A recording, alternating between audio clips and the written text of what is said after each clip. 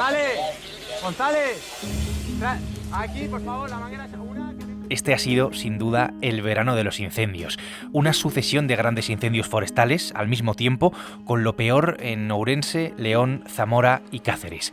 La superficie quemada, para que te hagas una idea, equivale al tamaño total, ni más ni menos, de la isla de Mallorca. Han fallecido 4 personas, ha habido heridos y decenas de miles de desalojados. Eso y también la sensación de que algo falla, de que algo está fallando en España. Así que, en El Mundo al Día, un verano en llamas. ¿Qué hay detrás de los incendios? Soy Javier Atard y hoy es martes, es 2 de septiembre. El Mundo al Día, un podcast del Mundo. Este es el primer episodio de la 5ª temporada del Mundo al Día. Hola de nuevo, es un placer estar aquí otra vez después de las vacaciones, pero antes de nada, y como además es la primera oportunidad que tengo de hacerlo, no quería empezar sin tener un recuerdo, aunque fuera breve, para mi compañero Javier Cid, para nuestro compañero Javi Cid, periodista del Mundo, redactor de Gran Madrid, que ha fallecido hace tan solo unos días, este mes de agosto. Javi era, según nuestro también compañero Antonio Lucas, la gracia infinita de la bondad y el exceso. Una pérdida infinita para esta redacción en todos los sentidos. Jodí de pared, te llega otra manguera, cuando tengas eso pides agua. Estamos, sin duda, ante los peores incendios en lo que va de siglo, en el siglo XXI, cerca de 400.000 hectáreas quemadas, que se dice pronto. Una de las zonas más afectadas, Ourense, venía de pasar unos días en Galicia estas vacaciones a mediados de mes y además es que pude comprobarlo de primera mano desde el coche. Zonas de monte completamente arrasadas, un paisaje totalmente negro, el humo blanco inundando además toda esa zona, toda la carretera, una situación un tanto peligrosa. La verdad es que era un panorama absolutamente desolador. Ricardo Colmenero es periodista de la sección de ciencia de este periódico, del Mundo. Hola Ricardo, ¿qué tal? Hola, ¿qué tal? Buenas. Has estado todo este verano siguiendo y escribiendo sobre incendios que son cada vez más grandes, más rápidos y más explosivos, así que Ricardo, hagamos balance sobre todo para acercarnos a la magnitud real de lo que ha estado pasando este verano. Hombre, ha sido evidentemente muy virulento, ha sido el peor año en muchas décadas en cuanto a número de hectáreas, pero sobre todo porque ha habido 4 fallecidos en el mes de agosto solamente y decenas de heridos y un montón de evacuados. Eso se debe en parte a que los incendios se están volviendo cada vez más violentos y en este caso se ha dado la particularidad de que ha afectado a muchísimas zonas habitadas, se han acercado muchísimo y por eso hemos visto tantísima afectación y ha tenido tanta repercusión, porque muchísimas veces se queman hectáreas, se han quemado otros años, no afectan a poblaciones, no afectan a vidas humanas y no tienen tanta repercusión como han tenido este año. Han provocado incluso el corte de grandes carreteras del servicio de alta velocidad de tren entre Madrid y Galicia, por ejemplo, haciendo que incluso los viajeros tuvieran que vivir auténticas odiseas para llegar a sus destinos. La pregunta, Ricardo, que creo que cualquiera se puede hacer en este momento es ¿por qué? ¿Por qué esta situación y qué es lo que hay detrás de esta situación? La ola de calor, evidentemente, las temperaturas extremas que hemos estado viviendo. Se habla del cambio climático, pero es verdad que tampoco es una sorpresa en la zona la cuestión de los incendios. Se habla de los vientos, de la despoblación, del abandono rural. ¿Qué circunstancias se han dado, Ricardo? ¿Qué circunstancias, digamos, han confluido para acabar por generar esta situación? Sí, en el caso de lo que es Ourense, Zamora, León, yo soy de Ourense además, entonces estoy muy acostumbrado a lidiar con el fuego desde pequeño. Aparte tenía una casa de campo, para mí verme rodeado de incendios el mes de agosto es algo habitual, ¿no? Se dan unas circunstancias, primero es una de las zonas más calurosas de España y luego unas características del entorno, en lo que hay una dispersión muy grande del rural. Esa dispersión del rural también ha provocado abandono y luego una sucesión de incendios a lo largo del tiempo que hacen que haya mucho matorral, muchísimo monte bajo, muchísimo pino. En verano se pone, para que la gente se haga una idea, pues como si pasaras el campo por una tostadora. Entonces es un alimento para los incendios que provoca una propagación muy rápida. Luego se dan circunstancias de la orografía que hace que zonas montañosas, muchos canales, muchos torrentes que hacen que el fuego se disperse, pasa a muchísima velocidad. Y luego una circunstancia también de los últimos años que es el abandono de los campos, ¿no? Hay muchísimo pueblo abandonado o muchísimo pueblo abandonado temporalmente.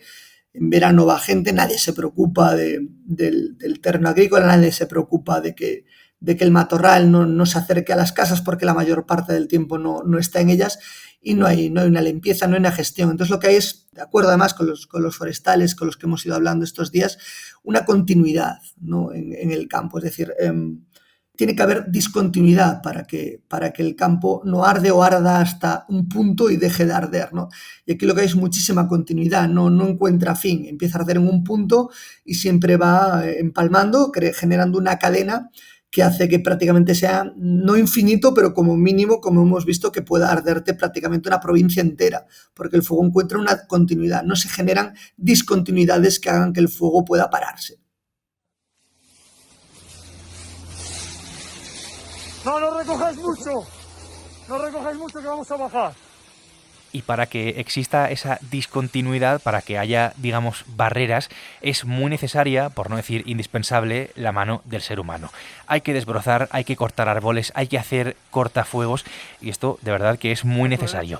Y va en contra un poco de esa teoría un tanto imperante que dice que el ser humano, que el hombre no forma parte de la naturaleza y que no hay que tocar nada en el monte y en el campo. Sí, es decir, la limpieza que generaba de forma natural el ganado o que generaba el hombre o que generaba el propio cultivo, pero una vez que abandonas un campo porque dejas de cultivarlo, pues ahí nace lo que le dé la gana, porque está abandonado. Tiene que haber una responsabilidad individual por parte del propietario, una administración vigilante de que el propietario se encargue de eso, pero claro, luego está el monte, la masa forestal es muy grande y es complicado generar las discontinuidades que se generaban de forma natural porque la gente, en el caso de Galicia, por ejemplo, que vivía en el rural con una dispersión muy, muy grande, de forma natural generabas esos cortes, ¿no? Entonces, con el abandono en las últimas décadas, pues ya no se generan esos cortes y el monte no... Bueno, la masa forestal, como sabemos en España, ha aumentado muchísimo en los últimos años, precisamente por este abandono, y eso es lo que hace que no haya esa discontinuidad, que el incendio pueda irse propagando y empalmando uno con otro y además aprovechándose de las circunstancias climáticas, que no hay que olvidar que como te comentaba, el monte se recalienta mucho más, que es como una tostadora, hay muchísimos días de más calor y eso permite que las olas de incendios pues se alarguen durante muchísimos más días. Señorías, ustedes tenían que exigir a las comunidades autónomas que cumplan con sus obligaciones, que cumplan con la normativa, que no hagan lo que hacen siempre, mirar para otro lado. Ustedes Le voy a pedir al presidente del Gobierno que en España lo que nos exigen los ciudadanos es que haya entendimiento y no enfrentamientos políticos. Y los refuerzos del ejército no llegan y son necesarios. Eso es lo que le voy a pedir al presidente del Gobierno. Claro, como te puedes imaginar, llegados a este punto, la reacción a los incendios pues también ha generado mucha polémica por supuesto política, sobre todo por la movilización de los recursos, por el enredo que parece constante de competencias entre gobierno central y las comunidades autónomas afectadas. Todo esto tiene que ver directamente, básicamente, con la gestión y con el distinto color político de las distintas administraciones, del PSOE por un lado y del PP, del Partido Popular, por otro. El gobierno ha acusado a las comunidades de escurrir el bulto, de hacer dejación de funciones, y las comunidades han acusado al gobierno de falta de medios y de respuesta tardía o inexistente. Aquí, Ricardo, ¿quién falla o qué falla? Todos, pero es que tampoco, es decir, hay que ser también justo con el vecino que lo padece y con el ciudadano que lo ve con pena en la distancia. Quiero decir, yo creo que sobre todo lo que hay es hartazgo, ¿no? De que lo primero que se te ocurra sea criticar al rival político o a la administración que es de otro color. Yo creo que si en algo tiene que haber consenso y es relativamente sencillo es en esto. El problema es que es más fácil, pues eso, culpar a la administración contraria o culpar al pirómano o sobre todo culpar al cambio climático, como se hace mucho, antes que tomar ninguna medida, porque eso exige trabajar. Siempre es más fácil culpar al pirómano o al cambio climático de trabajar, y aquí quien tiene que trabajar son, yo creo que todas las administraciones, y todos poner de su lado. E incluso si una administración no es responsable de algún servicio que pueda ayudar a solucionar el problema, ya sea con medios de extinción o ya sea con desbroces, con lo que sea, que se sume, ¿no? Que aporte a la causa en la medida de lo posible. Pasa una cosa, es que en medio de todo esto queda una sensación, por lo menos a mí me queda la sensación de que algo falla, ¿no? De que algo está fallando en España para no poder hacer frente, para que no se pueda hacer frente a algo como esto. Y lo peor es que esto no es algo nuevo. Sensación de que si una administración, en este caso autonómica, no llega por la magnitud de las circunstancias o por lo que sea, el gobierno es incapaz, no es capaz de dar una respuesta a eso. Então deixa-me ali para fazer, fechar as portas! Não temos tempo! Bora, fechar as portas! Bora! Quédate ahí vigilando los 2 coches, porfa. ¿Y los grandes perjudicados quiénes son? Pues, como siempre, los ciudadanos, los vecinos, que hemos visto intentando, como estamos escuchando, salvar sus casas estos días, por ejemplo, en algunos puntos de Galicia. Podemos pensar que hay una falta evidente de prevención, de previsión, que hace que quede desbordada, que la capacidad de extinción se vea desbordada. Pero, Ricardo, una cuestión importante que no debemos olvidar. Es un error, así directamente, fiarlo todo a la extinción, al momento, por así decirlo, en el que el incendio ya es un hecho. Hombre, hay que asumir que la extinción no nos está sirviendo de mucho en las últimas décadas, ¿no? El ejemplo lo tenemos ahí. Lo que pasa es que ahora sirve para muchísimo menos, porque cuantos más medios tenemos, como mínimo, lo que buscas es que no afecte a la población y que no se pierdan vidas humanas. Y mira lo que hemos tenido este verano. Por lo tanto, es un hecho que ya antes fiarlo a la extinción no funcionaba. Ahora que los incendios son de sexta generación, que son mucho más virulentos, que son capaces de generar los famosos pirocúmulos y que se demuestra que dejar caer el agua del hidroavión sobre la zona no le hace cosquillas al fuego, y si lo que hace es refrescar lo de alrededor con el calor que hace, le da tiempo a secarse antes de que el fuego llegue ahí, pues no está sirviendo de mucho, claro.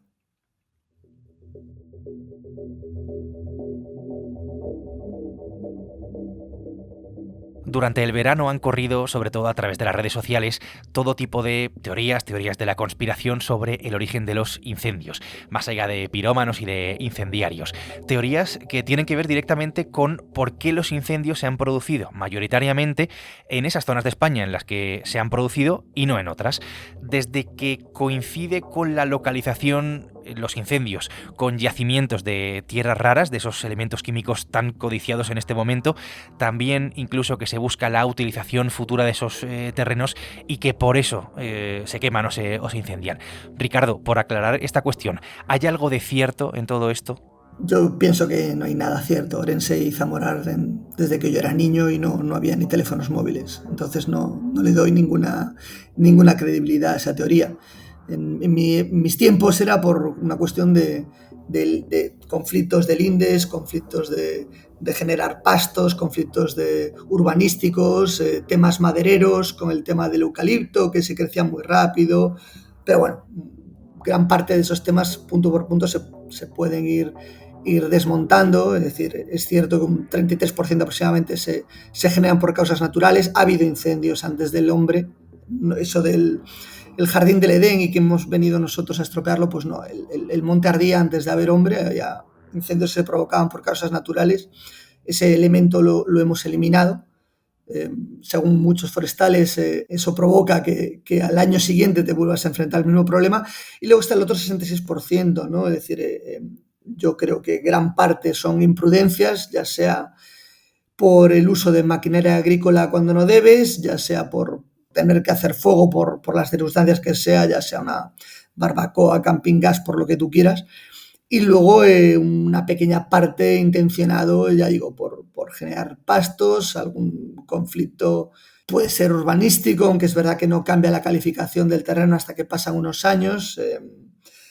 Pero lo de las tierras raras ya digo que no, porque no. Yo he visto arder Orense cada año desde que era niño y no había telefonía móvil siquiera. Lo cierto es que estamos hablando de una tragedia que es social y especialmente también medioambiental, Pero claro, una vez que ha pasado lo peor, es lógico pensar en la recuperación, ¿no? En el día después. La pregunta, Ricardo, tal vez es ¿y ahora qué, no? ¿Cuándo toda esa tierra quemada va a volver a su estado natural? Si es que vuelve en algún momento, porque te leí además en las últimas semanas también que los expertos trabajan con la hipótesis de que todo se va a quemar. Sí, pero por el hecho de que, claro, cuando vuelves a la pregunta del estado natural, los biólogos que hemos ido hablando estos días con ellos, que hemos ido publicando informaciones, te dicen, ¿estado natural qué es? ¿Lo que había cuando los romanos o cuándo? O sea, ¿qué es lo natural realmente? Lo natural, pues claro, lo natural es lo que va evolucionando a lo largo del tiempo y con el clima que tienes. Entonces, claro, tú te imaginas el bosque ideal, que es un bosque húmedo, a lo mejor lo que hemos tenido en Galicia cuando yo era niño, o sea, algo que se parecía, entre comillas, a esa frondosidad que te puedes encontrar en bosques de árboles enormes en Canadá, ¿no? Pues claro, pues ya no. Es decir, pues el clima es completamente distinto y muchas de las especies que teníamos pues ya no las volveremos a tener. Entonces, eso se va a otras alturas. De hecho, iremos encontrando el fuego cada vez en zonas menos habituales. Está pasando en todo el mundo. Está ardiendo Canadá, está ardiendo Groenlandia, está ardiendo sitios donde no había habido incendios jamás porque pues, se está encontrando con calor y el fuego se está encontrando con combustible y con alimento. Entonces, el bosque que conocíamos ya no es el que es. De hecho, gran parte de lo que ha ardido en Galicia, por ejemplo, es de las zonas más afectadas, pues mira, 63% era matorral. Y eso en nada pues lo volverás a tener ahí. El 63% no va a tardar nada en venir. Y un 13 o un 15% era pinar. El pinar en 5 o 6 años vuelves a tener ahí un pinar bastante decente y puede volver a arder perfectamente. Entonces, yo creo que nos volveremos a enfrentar al mismo problema, salvo que la administración, como dicen los forestales, genere esas discontinuidades. Es decir, que no haya una provincia entera en la que el fuego puede ir saltando de planta en planta sin que se encuentre un cortafuegos, una carretera, algo que evite que siga yendo hacia adelante.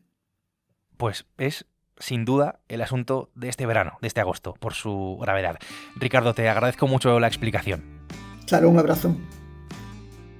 Ricardo Colmenero ha hecho posible hoy este episodio del Mundo al Día, un podcast que puedes escuchar todos los días en la web del Mundo, en elmundo.es, en las principales plataformas de audio, en las que, como sabes, tienes la opción de suscribirte, y también a través de la radio digital.